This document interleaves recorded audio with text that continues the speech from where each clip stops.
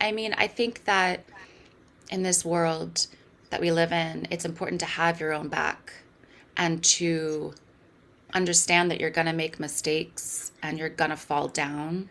And that is a part of living. And to really love yourself through the process of getting back up.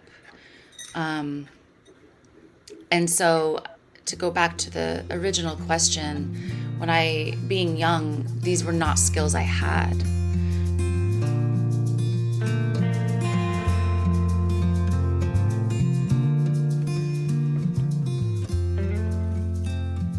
Welcome to Zestful Aging, where I speak with changemakers from all over the world who are contributing to the common good. Contributing to the common good in even the smallest of ways is proven to help us age with vitality and deep contentment. I'm your host, Nicole Christina, psychotherapist and fellow Zestful Ager. My goal is to share optimism about aging and introduce you to guests who will inspire you to live with zest. And to find out more about the podcast, which just won an Anthem Award, hop on over to zestfulaging.com. And while you're there, sign up for my weekly email newsletter, The Insider, where you will get behind the scenes looks at our guests and other fun tidbits. And if you love the podcast, I'd be grateful if you shared it with your friends. Our music is courtesy of Judy Banker, a previous guest. Find out more at judybanker.com, and our technical director is Stephen Litweiler. Well, today we're going to be speaking with Jeannette Encinias, a poet and writing coach. I discovered her through a poem she wrote about her mother that went viral on the internet. It's called Beneath the Sweater and the Skin, and I was so touched by it, I knew I had to find her and interview her. Her book of poems, Queen Owl Wings, is her latest collection, and I feel very fortunate and honored to be able to speak with her today. Welcome to the show, Jeannette. Hi, Nicole. Thanks so much for having me. This is the good side of the internet, right? This is the beauty of it, that I can read your poem and say, I have to track down this woman. And then we could have a call and a lovely conversation and set up an interview. Yeah, it's magical, truly. Uh-huh. So let's start with something that I think our listeners may find really interesting, and that is you say that you did not like being young. Can you talk a little bit about that? Yeah, sure. I when I was in my teens and 20s, it was really hard for me to know how to be a person. It was very confusing, um, as it is for everybody. And also in my 30s. And as every year of being on the planet and living, truly just, I started to know myself better, understand the world around me better, learn how to communicate more clearly with the people I love. And so every year I feel more like myself. And that is why being young was not the best for me. Hmm. Um, Was there a sense that you didn't know if you fit in with your peers? Was that part of it or different? yeah, I've always been blessed with beautiful friendships, but I have also always felt different. I'm an empath, I'm an introvert. This is a very loud world. Um, and and so part of not liking being young and I'm a person that loves to know how to do things well. And when you're young, you don't know how to do anything. You don't know what's going on. Mm. And so as a person, I really had to live into my own self and go explore the world, travel, read books, meet people, fall in love, get my heart broken, um, understand myself through, honestly, a lot of sorrow.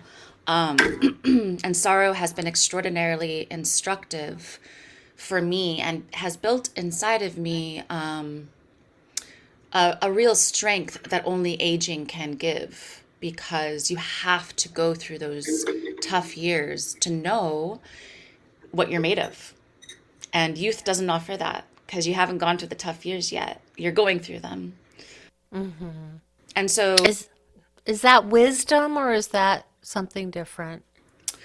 I think, yes, I think it is wisdom that aging brings. And it's also a sense of self that, when you're younger, you're looking outside of yourself for guidance, for am I doing this correctly, for affirmation. Once you live a little bit, you can, or at least in my experience, I have learned that what I need is inside of me. And I can always pull from this deep well of knowing and listening and truth that if I just get quiet enough, I can hear it. And that just took a lot of time to learn. So essentially, I found through living and through aging this real self compassion that I didn't have when I was younger because we're not taught that. We're not taught to be compassionate with the learning process. And at some point, I just something changed in me where I saw this is all an adventure, an experience, and a lesson. And if I can be compassionate with myself as I'm learning, wow, it's just way more fun. And that didn't happen until like my mid 30s or something. Such a radically different way to be in the world. Yeah, definitely. Yes.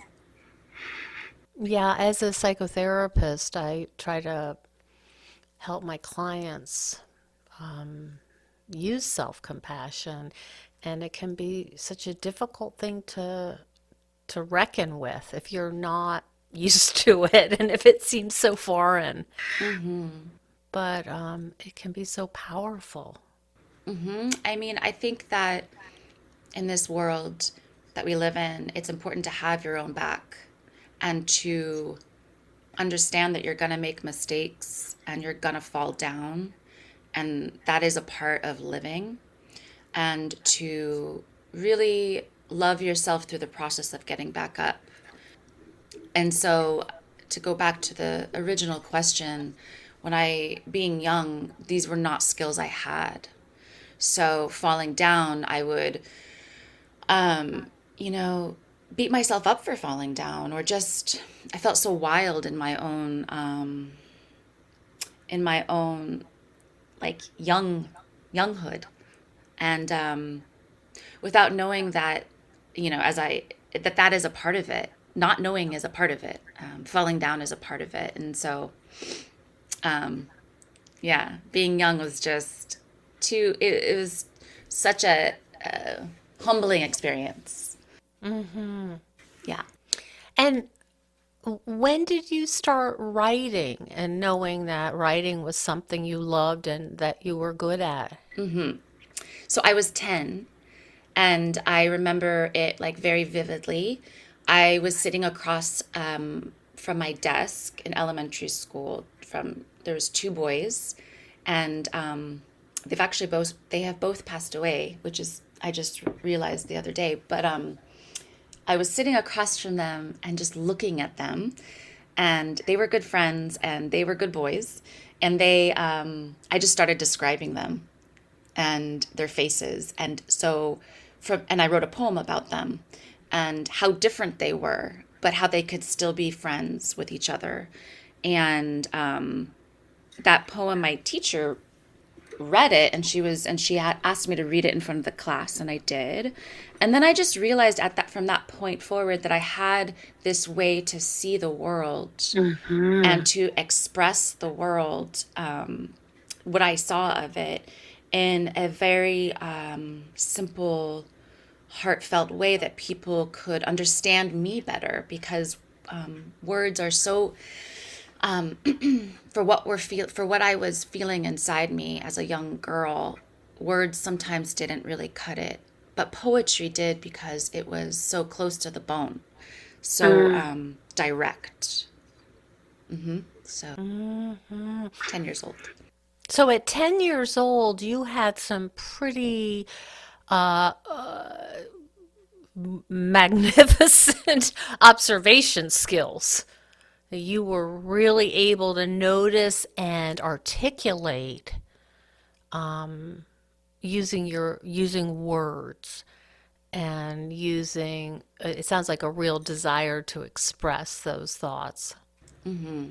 Yes, and a real desire to understand the people in front of me too. To see, Mhm.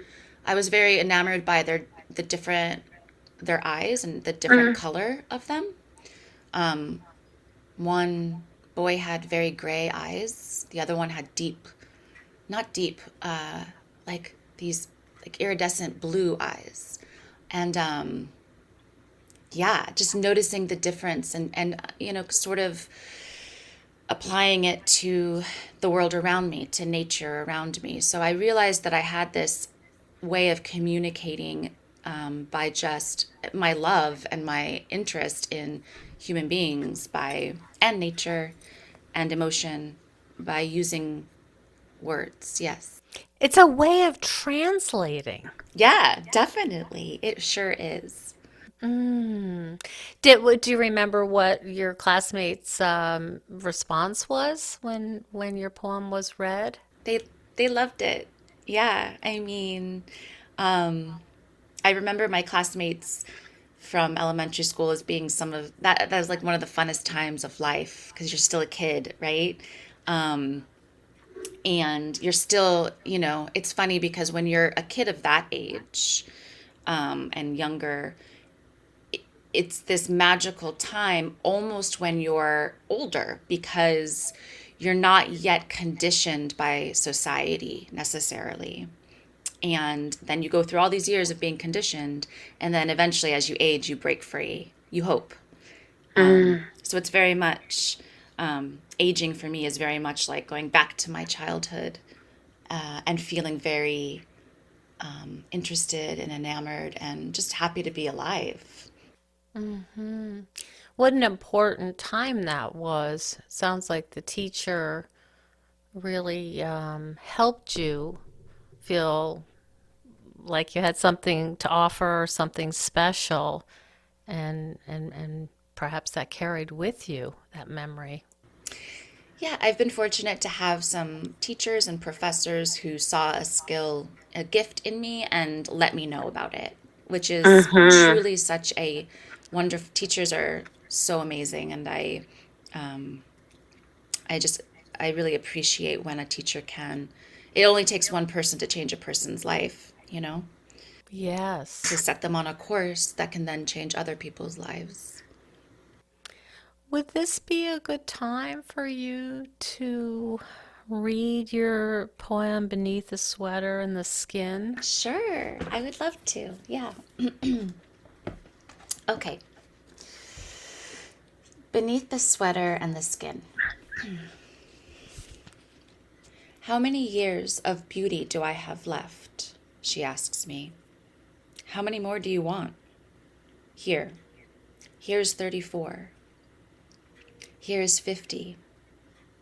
When you are 80 years old and your beauty rises in ways your cells cannot even imagine now, and your wild bones grow luminous and ripe, having carried the weight of a passionate life, when your hair is aflame with winter and you have decades of learning and leaving and loving sewn into the corners of your eyes, and your children come home to find their own history in your face, when you know what it feels like to fail ferociously and have gained the capacity to rise and rise and rise again, when you can make your tea on a quiet and ridiculously lonely afternoon and still have a song in your heart, queen owl wings beating beneath the cotton of your sweater, because your beauty began there, beneath the sweater and the skin, remember?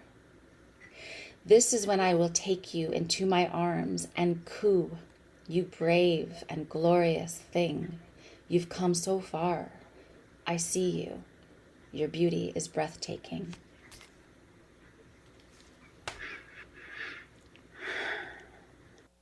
What's it like for you to read that? Um, it's fun. Mm. Yeah, I rarely read my poetry out loud, but I like it because there's a rhythm to it that I can't really Mm. tell unless I'm reading it out loud. Can you say a little bit more about Queen Owl Wings? Sure. So, writing poetry is a very magical endeavor, and oftentimes words come and I don't know why. But they're very clear. And when I had this image in my mind of the beauty beneath all the clothes and the skin, I saw an owl and these deep, large, feathery wings. When it came time to name the poetry book, I was just lying in bed and I was like, what am I going to call it? And it told me Queen Owl Wings is what you're going to call it. Hmm. So writing can be a conversation with um it's a conversation, but it's a quiet conversation inside of you, and sometimes you're not working alone. You're working with forces that are outside of you, and so Queen Owl Wings, that title was very much that experience. Hmm. Something about you said you listen quietly, so it's about discovery somehow more than necessarily creating it, but does that is that right that you're listening for it and then you say yes, that's it. Yes, so listening is a huge part of writing. For me, you got to be very quiet to hear what's trying to come through for you, and then you create. And so it's really this listening and then creating, listening and creating, much like a conversation between two people. And so if you're always talking, if you're always creating, you're not going to actually have the whole experience. And yes, writing is very much a process of discovery and knowing that there's so much you don't know. And that puts you in this very open, childlike Mhm. space where you're learning things for the first time Mhm. and you're allowing yourself to be taught and to be open. And that way, the poetry, because all of my life experiences are in the poems. So there's that. But that is only just half of it. The other half is what I'm learning from being a person on the planet having these experiences and how the soul is growing from them. And that takes a lot of listening. And I know that one of the things that you do is you teach. Is that something that people are able to do, or is it difficult for them to find that quiet and be listening? It's very difficult. Um, I often tell my clients it's not like you need to go to a mountain by yourself or anything to listen. You just, if you can find a quiet, I always say start very simply because people have very complex lives. We all do, right? Especially in this modern world. But if you can just a few minutes of listening in the morning, or if you're taking a bath or a shower, just quiet the mind and listen because the mind can really run us ragged. And that's not where poetry is born. So I teach people to drop into their hearts and hear this place that's inside the chest. And if you do it for just a minute, then maybe the next day you can do it for 2 minutes and just hear what is trying to be born inside of you. And then once you can hear what's trying to be born, then you can bring the mind in to create it. But the mind comes Mhm. after. The mind comes after the presence. And oftentimes people try to start too much. Like I need to have an hour of quiet time. Hmm. That's nice. An hour of quiet time is a beautiful thing, and I definitely have those in my life. But if you can't have that in your life, just take a few moments and then just be quiet for a few moments and then write one sentence. Just one sentence and start from there. Start small. Is there anything frightening for some people about being silent and listening? Yeah, definitely. Um, a lot of us avoid being quiet because then we hear our pain. Hmm. That's another reason why I say start small because you don't want to. I've been listening to my pain for a very long time, so I'm like well versed in it. But if you've been running from your pain forever and then you drop in and then there's this whole pool of pain, Hmm. that can shut you down fast. So again, this is where I also teach self-compassion. You have to love yourself through the process. So there's some things, in my coaching practice that it's a spiritual practice for people, an emotional practice, a creative practice, Hmm. and you have to love yourself through it. And if you feel that fear, take it easy, and then just go slow. So I can imagine, I mean, again, being a therapist, is that this could be a very therapeutic process Yes. for your students. It definitely is. It's also a time for them to put themselves first and their creativity first, which a lot of women, I work mainly with women, don't do. And I like to teach that, hey, whatever is happening in your heart and your soul, whatever wants to come out and be born, is worth your attention. It's worth it. And it will make your life better. I mean, my creative life is like my deepest, most wonderful practice. It's so much more than writing pretty words. Right. I mean, that's just the outcome, right? That's just like what comes from it. And really what happens when you start using words, because again, language is so small compared to what is inside of us. I run up against that all the time. But once you start using words, because it is a practice, your vocabulary gets larger to explain what you're going through as a person and what your child looks like, what your relationship is with your partner, what it's like to age, what it's like to love, what it's like to have your parents pass away. These are things we are all going through. And if we can't express what it feels like, it gets stuck inside the body and we grow smaller. And so, really, writing as a creative and spiritual practice is just becoming larger and blooming into your own life, if that Hmm. makes sense. Mm-hmm. It does. What's it like for you to spend time with people who do not, are not interested in blooming into their own lives? Is that something that is satisfying for you, or is it important for you to be with people who are sort of operating at this level of depth? Do you mean clients or like, No, no, I mean like social kind of stuff. yeah, good question. So, part of my work as a person is like loving and accepting people just as they are in their journey. Mm-hmm. And I don't expect people to think about this kind of stuff. I know that I'm different in a lot of ways. And so it can be challenging to I don't like small talk, so that's challenging for me. I Mm-hmm. engage in it a little bit. But I protect my energy. I'm really good at protecting myself. Sometimes I get lost like anybody and then I have to retreat and recuperate. But I try to be very mindful of the people I allow into my life.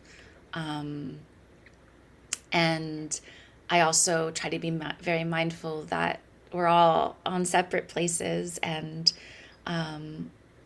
many people can't talk about this stuff, and that's okay. Like we can talk about music or food. because I love music Mhm. and I love food. So if Mhm. you're passionate about anything like sewing Mhm. or whatever it Or is, dogs, or for dogs, example. we can have a conversation. It's just about passion, if you bring some passion to something, I'll want to listen to what you have to say. I don't like to listen to I try to be mindful to not be around people that complain too much or that where it's all darkness because I don't know, I don't need that in my life. So, but if you're passionate about something, no matter what it is, like, yeah, let's talk. Can you talk? Oh, you've mentioned nature a couple of times, and certainly this idea of owl wings is a natural reference. What? Tell me about your relationship with nature. Um, so, this is another thing. When I was younger, I wasn't really into nature. I grew up in a place that had a lot of people and a lot of buildings and all that stuff. And then about 11 years ago, I moved to the beach. And I don't know, my world broke open. Before that, I was always a city girl.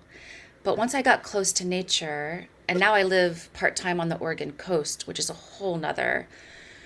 I mean, the nature here is amazing. Mhm. I started to see that, like, oh, okay, I am nature, and there's cycles to this. And nature started to teach me things, how it is always changing, and that you can't rush winter, right? So sometimes in my own life, there's dark times, and then spring comes as well. And so by looking at nature, I can see how far away human beings have actually grown from it, and that's why we're in trouble in a lot of ways, because we're not separate from it. We are nature. And so it's Mhm. always teaching me things, and I feel so fortunate to have somehow ended up on the Oregon coast. It was not in my life plans, Nicole, but it happened. It's not a bad place to end up, though. No, it's amazing. I mean, there's bald eagles outside my window, and That driftwood. yes, yeah, and Mm. so nature has taught me just to go with the seasons. When it's winter, you Mhm. rest. When it's, you have to harvest, and you have to let spring come when it comes, and um, yeah, nature teaches me so much. I'm really in the process of learning from it. I would say that's just that nature, it really teaches me how to be more of the earth and more of this planet. Um, it's very helpful to go into nature and again listen to it. Don't talk to it. It has so much to teach. Um, and I live by the ocean again, and the ocean can really settle emotions. So there's a lot of things you can throw into the water, and it doesn't hurt the water.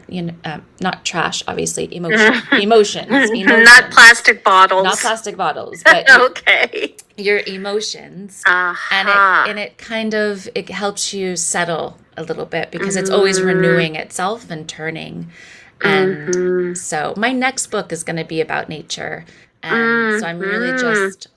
I'm just in it right now, watching it, and it's exciting. I love it. Hmm.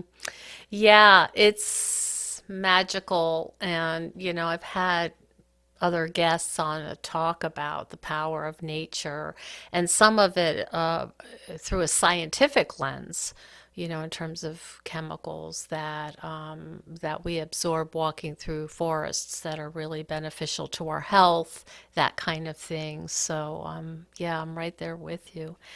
Jeanette, can you talk a little bit about what you offer and where people can find out more about you? Sure. Yeah. So I'm a writing teacher, and I work one on one with clients in various ways. And you can find me at JeannetteEncinias.com. Mhm. And yeah, I work with people that have mainly are passionate, intelligent people who have all different sorts of projects that they really want to bring out into the world.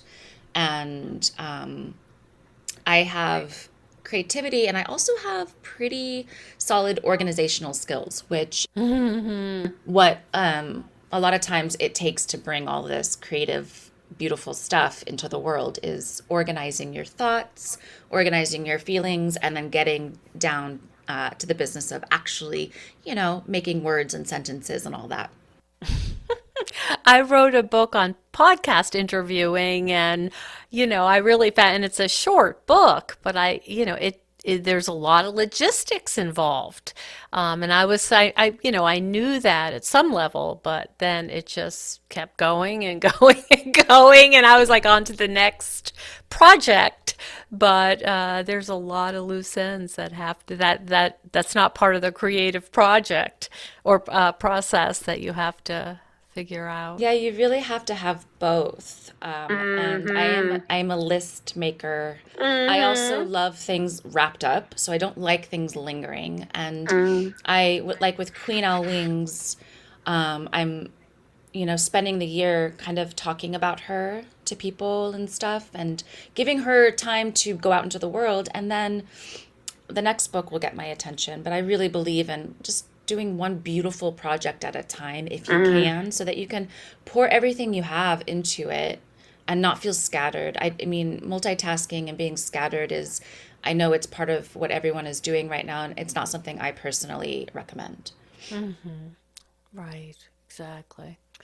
Well, it's been such a pleasure to speak with you and hear about the creative process, and congratulations for your work, and also, this poem that just went all around the world. People really resonated with it. Yeah. Thank you so much, Nicole. Thank you so much for joining us on Zestful Aging. If you like the podcast, please share it with some of your friends. If you think decluttering could help you feel better and you could use a little assistance with that, check out the online course I've developed with professional organizer and designer Carrie Luderin. It's called Too Much Stuff. And Too Much Stuff is different from other courses or articles or guidance you may have used up. We give you clear steps to deal with the clutter and the tools to help you face the overwhelming feelings and the emotions that come up when we're going through our clutter. And a lot of those emotions are just feeling anxious or guilty, or just basically flooded with a lot of different confusing feelings. The course is really practical. It's realistic. The lessons are short and punchy, and they're really manageable. We're not trying to set you up for some long exploratory, super in-depth, burdensome experience. We want something really helpful for you right now. We all need help with our anxiety. So being surrounded by more calm and less chaos can really help. So now's a good time to clear out the clutter so we can focus on what's really important in our lives. So find out more at zestfulaging.com. You'll see more about this under the web courses tab. If you have any questions, just shoot me an email at zestfulaging@gmail.com. Thanks so much. And stay tuned next week for another interview with a fascinating and inspiring guest.